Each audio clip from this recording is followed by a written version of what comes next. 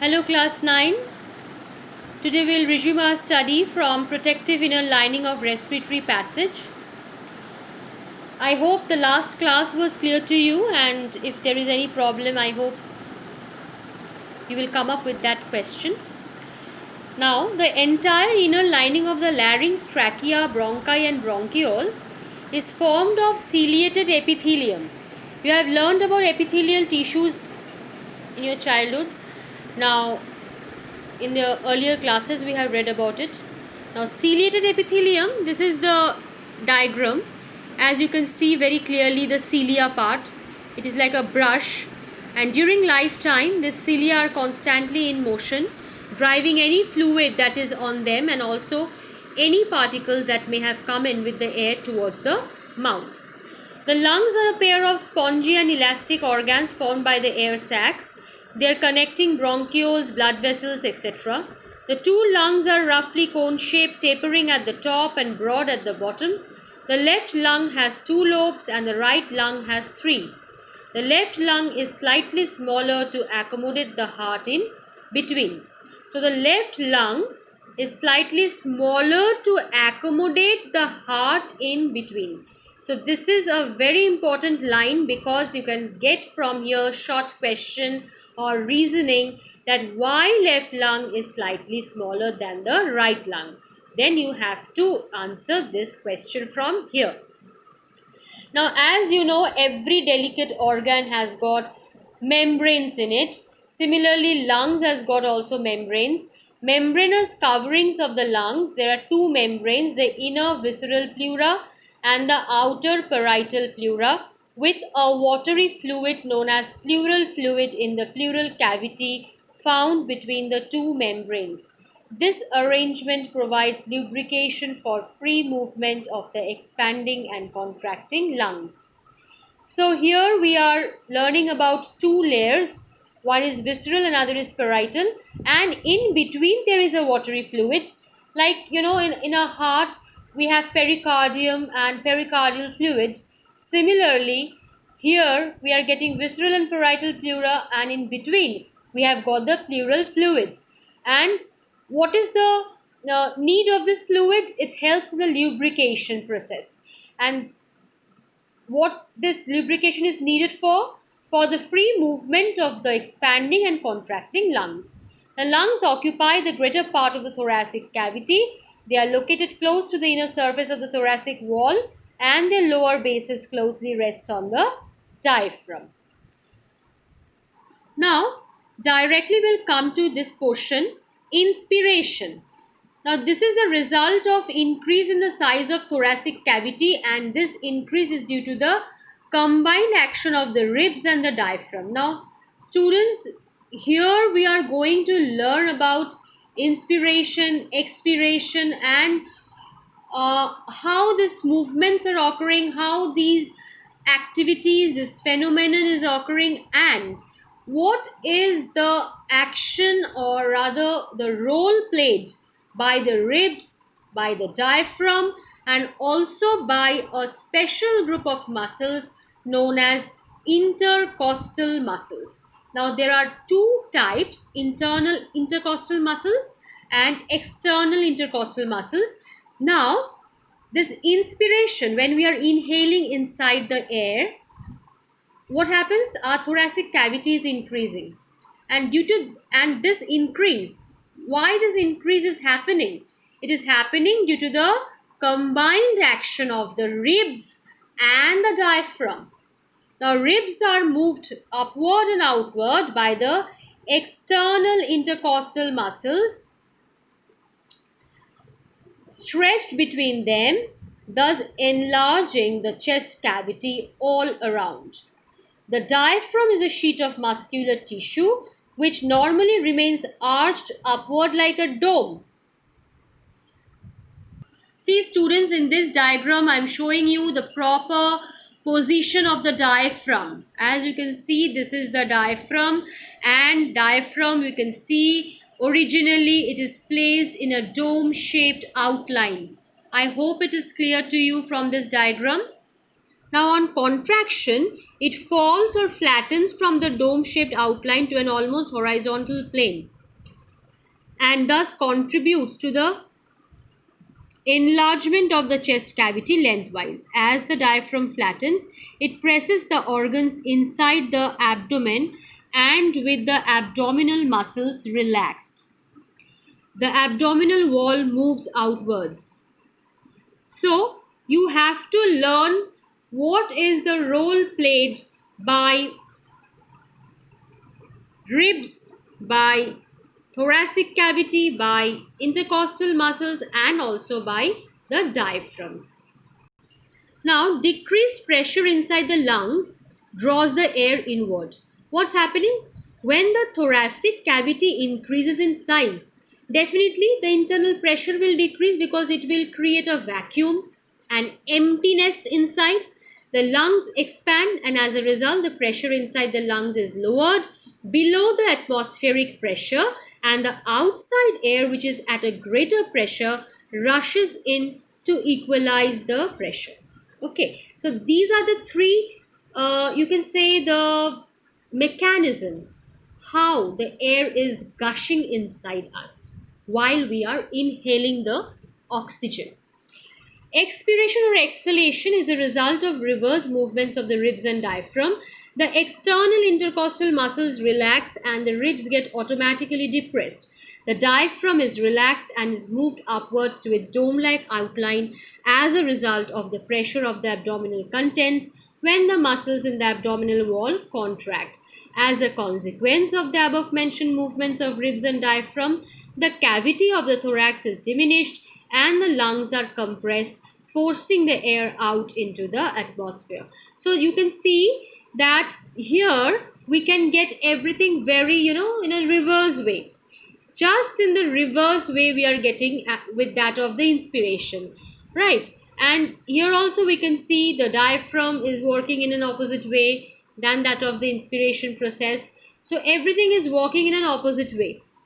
Now this is the diagram of inhalation and exhalation. Now this diagram you don't have to practice, students, but for understanding the process, please see the diaphragm position in both the diagrams.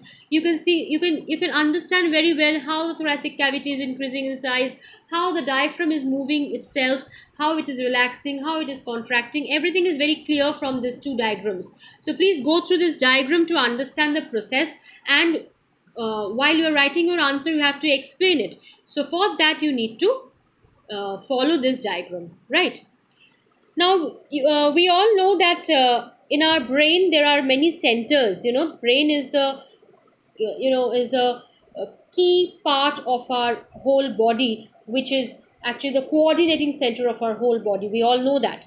Now there is a respiratory center also in the brain that is located in the medulla oblongata. This center is stimulated by the carbon dioxide content of the blood. More the CO2 content in the blood, faster is the breathing. The breathing movements are normally not under the control of our will, so they are involuntary action, definitely. But to some extent, one can consciously increase or decrease the rate and extent of breathing. If you forcibly hold the breath, a stage would come when you cannot hold it any longer. That we all know. Now, this table, as we can see, inspiration and expiration, they have divided the various parts of the respiratory system, their actions, their role played in both the cases properly they have given over here. This table is very important in for writing the answer properly. While you're writing the answer, if you write it point wise, then this table is going to help you out. Clear? So please go through this table or this chart. Okay. Capacities of the lungs. First is tidal volume, air breathed in and out in a normal quiet breathing. Now students, there are some definitions over here. As you can see, there are 7 definitions. You have to go through all the definitions properly. Actually there are 9. All the definitions properly, and also the quantities which are given in ml, because very important these are all to understand the respiration process. So tidal volume is air breathed in and out in a normal quiet breathing, that is 500 ml. Dead airspace, some tidal air is left in respiratory passage such as trachea and bronchi where no diffusion of gases can occur. That is 150 ml. That means in the respiratory passages, if some tidal air is left behind, that is the dead air space. Alveolar air, from the name we can understand, the tidal air contained in air sacs, that is 350 ml. Inspiratory reserve volume, air that can be drawn in forcibly over and above the tidal air, that is 3000 ml. Inspiratory capacity, total volume of air a person can breathe in after a normal expiration, that is 3500 ml. That means this is 3000 plus 500 of the tidal volume, and we are getting 3500. Similarly, expiratory reserve volume, air that can be forcibly expelled out after normal expiration, that is 1000 ml. Vital capacity, the volume of air that can be taken in and expelled out by maximum inspiration and expiration. That means inspiratory capacity plus expiratory reserve volume, that is 3500 plus 1000, that is 4500 ml. Clear? Residual volume, some air is always left in the lungs even after forcibly breathing out. This is the leftover air, that is 1500 ml. Total lung capacity, maximum air which can at any time be held in the two lungs, that is vital capacity plus residual volume, that is 4500 plus 1500, that is 6000 ml. I hope all the quantities are clear to you. You have to learn it. All the definitions you have to learn properly. Okay. Now, inspired air versus expired air. Quality wise, the expired air differs from inspired air in the following respects. It contains less oxygen, it contains more carbon dioxide, it contains more water vapor, it is warmer, it may contain some bacteria. So these are the 5 points of differences. Clear? Now, effect of altitude on breathing. Now, I know many have nowadays, because of the high rate of pollution, many have this problem of, breathing problem, which we call as a kind of, you can say allergy, and also sometimes it is because of asthma, sometimes it is because of some problem in the lungs, or maybe just only due to the pollution process. So hypoxia and asphyxiation, these two terms we have to remember, because these two are associated with the deficiency of oxygen with respect to the high altitude. Hypoxia is the deficiency of oxygen reaching the tissues. It may result due to sitting for long hours in a crowded room with poor ventilation. It may also be experienced at high altitudes where the oxygen content of the air is low. Asphyxiation is a condition in which the blood becomes more venous, that means more CO2, by accumulation of more CO2, and the oxygen supply is diminished. This may result due to several causes. Death follows if the cause is not removed quickly. Clear? Now, some experiments on breathing and respiration. Now, first experiment, we'll go to the second experiment, okay, to demonstrate that CO2 is given out in breathing. Now, this is the setup. These setups are very important. You may get it as questions, diagrammatic questions. You see, set up an apparatus as shown.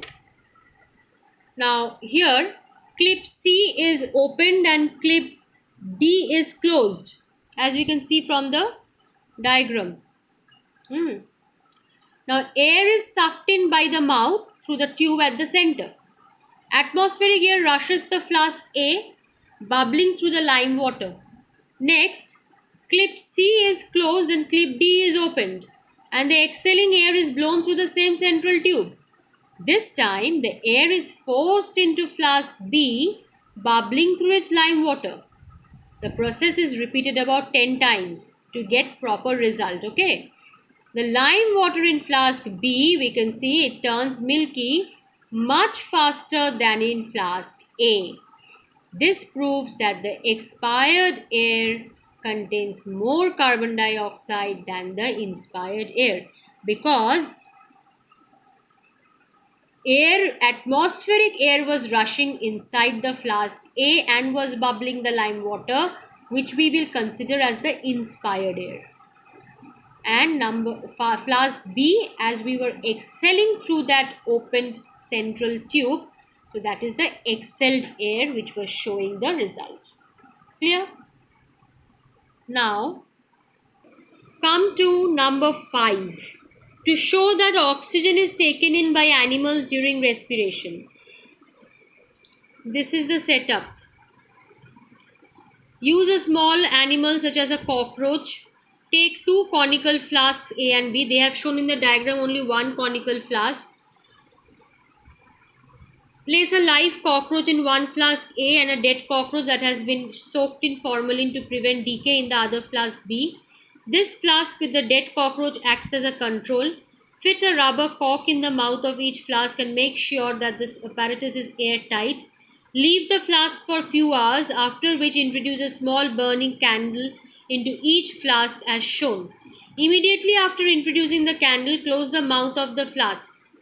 Note the time taken for the candle flame to go out. You will find that the flame goes out faster in flask A containing the living animal, showing that some oxygen has been used up by it during respiration.